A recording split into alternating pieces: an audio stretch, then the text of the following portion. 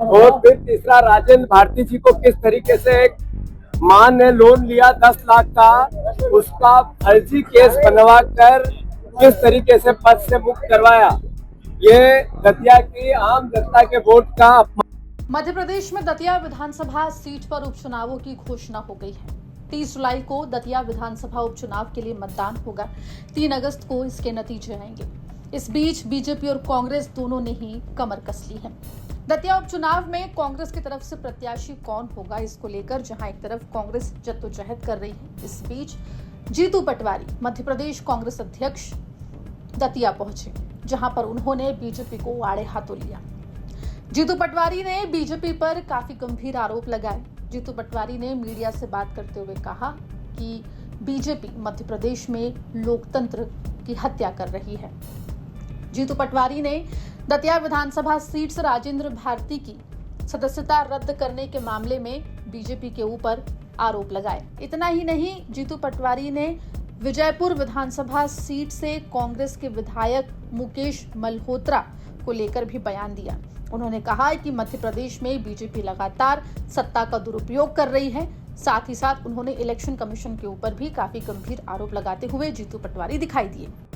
लोकतंत्र की कैसे हत्या की जाती है, उसका उदाहरण अभी राज्यसभा का चुनाव मीनाक्षी नटराजन जी का, उससे पहले मुकेश मल्होत्रा को जीते हुए को हराना और हारे हुए को जिताना, ये अपने आप में एक जो मध्य प्रदेश में लोकतंत्र की चीरहरण देखा वो किसी से छुपानी है। और फिर तीसरा राजेंद्र भारती जी को किस तरीके से एक मां ने लोन लिया 10 लाख का, उसका फर्जी केस बनवा कर किस तरीके से पद से मुक्त करवाया, ये दतिया की आम जनता के वोट का अपमान है। उसकी चोरी है, उसका डाका है। एक अहंकारी आदमी जिसको जनता ने हराया, जिसने जनता को अपने जूतों की नोक पे रखा, अपने पद, अपने अहंकार, अपनी आर्थिक शक्ति, अपनी राजनीतिक शक्ति का दुरुपयोग किया और फिर से उसी हारने के बाद भी उसी शक्ति का उपयोग किया, राजेंद्र भारती जी को हराया। मैं समझता हूँ दतिया विधानसभा के, दतिया जिले के मां पीताम्बरा माई की इस पवित्र धरती के परिवारजनों ने दृढ़ संकल्प किया है कि उस अहंकार का जैसे हर दशहरे पे अंत होता है, फिर से 25 महीने बाद 30 तारीख को अंत होगा। पूरी कांग्रेस पार्टी एकजुटता से एक साथ होकर, एक मत से, जनता के आशीर्वाद से, जनता को साथ लेके, पत्रकार भाइयों के सहयोग से इस अहंकार को हराएंगे। उसका नाम है नरोत्तम मिश्रा।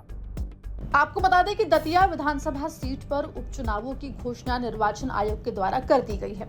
दरअसल दतिया से साल 2023 में विधानसभा चुनाव में कांग्रेस प्रत्याशी राजेंद्र भारती को जीत हासिल हुई थी। उन्होंने नरोत्तम मिश्रा को दतिया विधानसभा सीट से चुनावों में हराया था, जिसके बाद हाल ही में 2026 में अप्रैल के महीने में एमपी एमएलए कोर्ट के द्वारा राजेंद्र भारती को सजा सुनाई गई।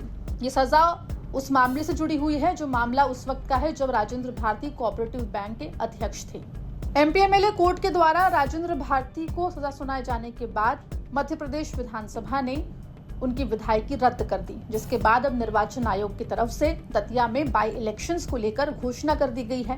एक तरफ जहां ये सवाल खड़ा हो रहा है कि दतिया विधानसभा उपचुनाव में कांग्रेस किसे प्रत्याशी बनाएगी, जहां एक तरफ राजेंद्र भारती अपने बेटे के लिए टिकट मांग रहे हैं, वहीं कांग्रेस की तरफ से रेस में कई नाम आगे चल रहे हैं। वहीं माना जा रहा है कि बीजेपी से नरोत्तम मिश्रा ही चुनावी मैदान में उतरेंगे। इस बीच मध्य प्रदेश कांग्रेस बीजेपी के ऊपर हमलावर दिखाई दे रही है। इससे पहले कांग्रेस दतिया में बाई इलेक्शंस की घोषणा में जल्दबाजी करने का आरोप निर्वाचन आयोग पर लगा चुकी है। वहीं दूसरी ओर अब जीतू पटवारी बीजेपी के ऊपर सत्ता का दुरुपयोग और लोकतंत्र की हत्या का आरोप लगा रहे हैं। ऐसे में देखना दिलचस्प होगा कि दतिया विधानसभा सीट पर होने वाले उपचुनाव में कांग्रेस की तरफ से प्रत्याशी कौन होता है। दतिया से अशोक शर्मा की रिपोर्ट, एमपी तक।